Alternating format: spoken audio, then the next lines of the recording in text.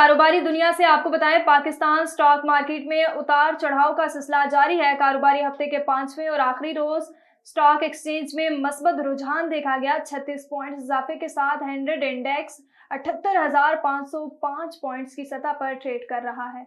महंगाई के बोझ तले दबी आवाम पर एक और बिजली बम गिराने की तैयारियां की जाने लगी। Central power purchasing agency CPPA ने फी यूनिट बिजली की कीमत में ₹2.63 इजाफे के लिए national electric power regulatory authority NEPRA में नजरसानी शुदा दरख्वास्त दायर कर दी। CPPA की जानिब से बिजली की कीमतों में इजाफा जून 2024 की माहाना फ्यूल प्राइस एडजस्टमेंट की मद में मांगा गया।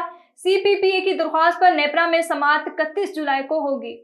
टैक्स चोरी से पाकिस्तान ही नहीं, दुनिया के तरक्की याफ्ता ममालिक का भी अलमिया बन गई। दुनिया के 1% अमीर तरीन लोगों ने एक दहाई में $40 खरब कमाए, लेकिन उनकी टैक्स देने की शरह ना होने के बराबर है। गैर सरकारी तंजीम ने एक रिपोर्ट जारी की है जिसमें इस दुनिया के 1% अमीर तरीन लोगों के टैक्स ना देने का कच्चा झट्टा खोला है। रिपोर्ट ब्राजील में जारी G20 ममालिक के इजलास के मौके पर शाये की गई।